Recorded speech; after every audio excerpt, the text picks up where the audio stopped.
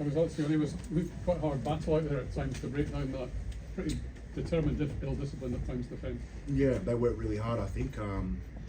Sometimes those defences are quite difficult to attack against because they're not predictable. Sometimes they're going soft, sometimes they're bringing line seats, sometimes they're spot blitzing. So it's not really a reoccurring theme that they're going to getting after. But yeah, credit to them. They I think in the first 30 minutes they made things quite difficult, but thought the work that we did in the first 30 minutes probably paid dividends in the last 20 when their legs went from them. So yeah. What was the referee saying to you about the cards? Did you think they should have had more cards, fewer, or what? Gee, I thought the one on George Turner down that sideline, no arms tackle and high contact, could have been more than a card. But and there were a couple of them, and I know what it's like playing against Tonga and playing against these boys as well. They're hungry to make an impact, and I thought there were a couple there that could have been probably yellow cards, but he decided against that. Did you get what you wanted out of the game today, with some new combinations in the back line and things like that? Like, what were you looking to get out of it? Look, I'll be honest, this week was a difficult week for all the boys. You know, the early meetings, and the coaches as well, the early meetings during the week, and I'm just proud of the boys for, you know, that takes its emotional toll as well. There's no one's hurting more than the boys in the change room, and it takes the emotional toll during the week, and I'm just proud of the boys for focusing in, and ultimately we nailed another test team today. And I think it could have been in any team. That's the hard thing, is that we can't play the Six Nations game for 2.5 months, and that's frustrating for the boys because we want to go back out there and put into action what we've spoken about. But yeah, Tonga was the team in front of us today, and I thought the boys, especially considering what the week looked like for us, really put out a good effort there today. So can you take anything from a game like that to go into Six Nations on the hurt of last week, still kind of lingering in Rome? Yeah, I think so. I think just the whole 4 games will take things from into the Six Nations, and that's a frustrating thing for a player because you don't get to play those games for 2.5 months. But I think the most important thing now is that we go back to our clubs, and there's some big games that we're going to have to play for clubs, and we all come in red hot form to play in these Six Nations games. I think that's the most important thing, and we don't let the next 2.5 months fly by, and we come back in and maybe we're a little bit hesitant. The form should be right up there. These big games now, I go back and play for Glasgow, and my focus now will be getting back, you know, into really tip-top form, coming back into Six Nations. How would you summarise the campaign overall? Frustrating, as you could probably expect.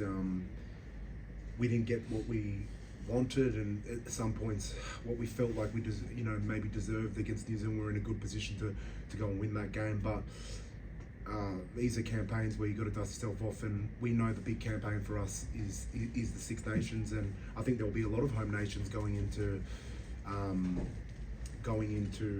the Six Nations that probably have to pick themselves up to the autumn. We're not the only home nation team to go to from 4 games this autumn, but yeah, I think, like I said, it is frustrating for the playing group, and I'm just proud about how we stuck together this week. So over the past couple of years, this team have won a couple of games in the Six Nations back to back. In previous years to that, it's been 3 victories. That's almost been viewed as like a good year. Is the team capable of delivering more than that next year? To be honest, I'm kind of tired of sitting up here and promising, you know, what we're going to do. And I think a big focus for myself, and I can't speak on behalf of all the boys, is just my main focus now is getting into tip-top form coming into that Six Nations, and we'll take care of those games when they come, one game at a time.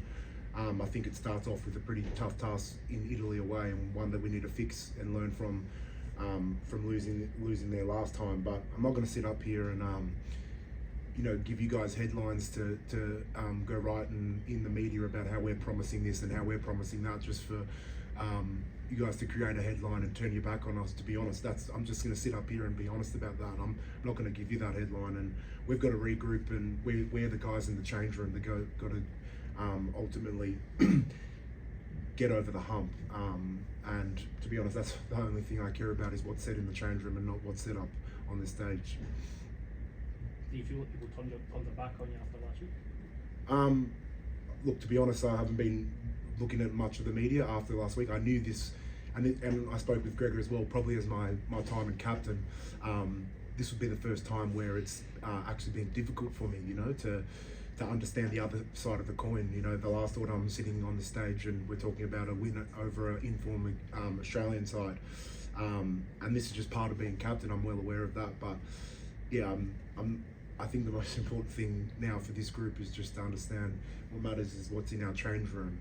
It's not what's going to be said up on the stage or making promises and headlines and stuff like that. No one really cares about that. The only thing people care about is us actually getting over the hump. So for me, it's about keeping the group tight, and what matters is what's said in our change room and how we feel about each other. Great, thank you. Thank you. Cheers.